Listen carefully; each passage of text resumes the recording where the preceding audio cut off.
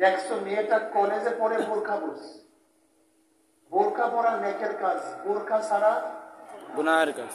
তাহলে বোরকা ছাড়লে আশ্চর্য হই না, বরং বোরকা পড়লে আশ্চর্য হই নেকের কাজে। দেখছো ছেলেটা কলেজে পড়ে দাড়ি রাখছে, দাড়ি রাখা ভাই ভাই কমায় না মাত্র বাড়াইতেছেন। আমি যেরকম করে এইভাবে বলেন ভাই, ঠিক আছে না? এখন শুনতেছেন না?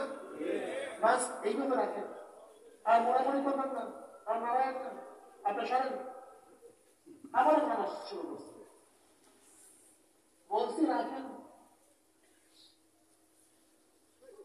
দেখছো ছেলেটা কলেজে পড়ে দাড়ি রাখছে, মুসলমানের বাচ্চার দাড়ি বলে পুষ্পাকে আশ্চর্য হইলে, বরং দাড়ি রাখলে আশ্চর্য। বুঝাতে পারিনি? একের কাজে গুনার কাজে স্বাভাবিক।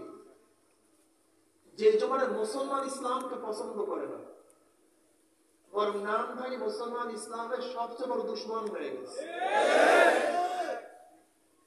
যে জমানে শিরক বেদাতকে ইবাদত মনে করে, কবর পূজা, ব্যক্তি পূজা, শিরক বেদাত, কিন্তু দাবি করে আমি সবচেয়ে বড় আশিক। যে জমানায় শিরক বেদাতকে বুঝে গেছে না বলতে, আমার কথার সাথে সাথে জবাব দিবেন। শিরক বেদাতকে আবার যা শিরক বেদাত না তাকে শিরক বেদাত মনে করে। যেমন মুজাহিরা ইমাম মানা, মাযহাব মানাকে কি বলে? শিরক বেদাত। অথচ এগুলি কি শিরক বা বেদাত না? তাই যা শিরক বেদাত না তাকে শিরক বেদাত মনে করে। আবার কেউ শিরক বেদাতকে ইবাদত মনে করে। আপনাদের খেয়াল না থেকে বয়ান হতে রাখেন তো, প্রত্যেকের জেহেন আমার দিকে রাখেন, জবাবটা ঠিক মতো রাখেন কমপক্ষে। কি বলা ঠিক না?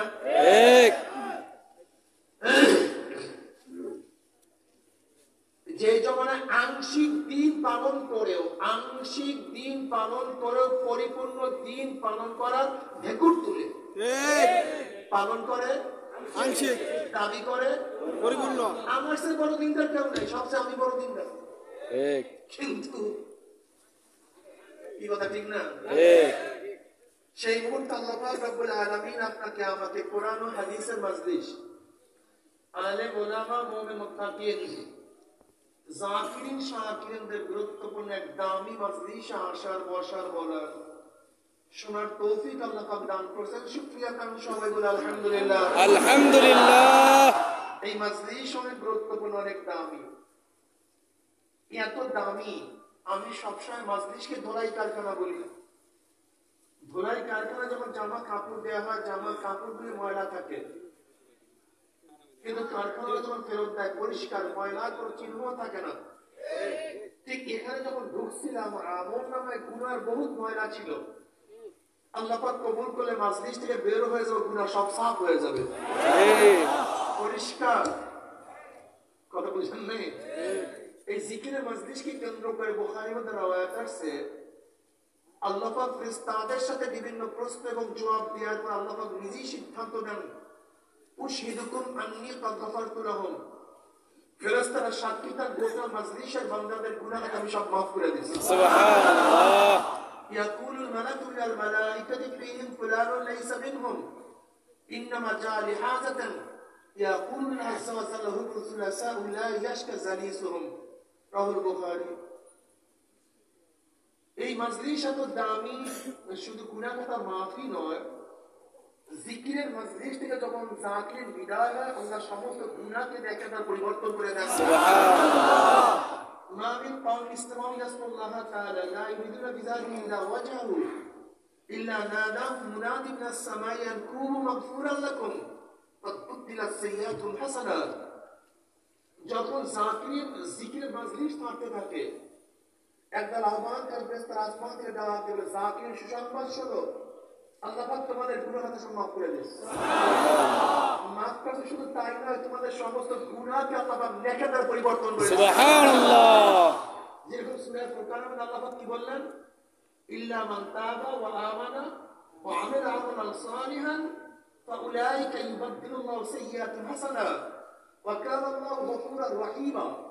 যদি তওবা করার মতো তওবা করতে পারো, ঈমানকে মজবুত করতে পারো, নেক আমল বাড়াতে পারো, আল্লাহ পাক গুনাহ ক্ষমা মাফের শুধু ওয়াদা করেন নাই, সমস্ত গুনাহকে আল্লাহ পাক নেকের দ্বারা পরিবর্তন করে দিবেন। সুবহানাল্লাহ। এই যে একবার সুবহানাল্লাহ পড়ছেন, পড়ার সাথে সাথে আমল নামে 1000 নেকি লেখা হয়ে গেছে, সুবহানাল্লাহ। 1000 গুনাহ ঝরে গেছে, সুবহানাল্লাহ। ইন্নাল হাসানাতি ইউযহিবনাস সাইয়্যাত। নেকি গুনাহকে এইভাবে মিটায় দেয়। নেকি ইউযহিবনার অর্থটা কি? এইভাবে নেকি গুনাহকে মিটায় দেয়, মনে হয় যেন কোনোদিন গুনাহই করে নাই। সুবহানাল্লাহ। ময়লা কাপড়কে ভালো করে ধৌত করলে মনে হয় যেন কোনোদিন ময়লাই লাগে নাই। গুনাহগার যখন তওবা করার মতো তওবা করে মনে হয় যেন কোনোদিন গুনাহই করে নাই।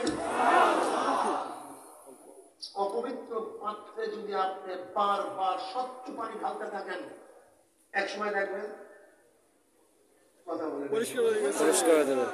সব কি পরিষ্কার। আমল নামার মধ্যে নেক ঢালতেই থাকেন, দেখবেন এক সময় সব নেকে পূর্ণ হয়ে গেছে। গুনাহ বলতে কিছুই নেই। আল্লাহ আমাদের সবাইকে কবুল করে নেন, আমিন।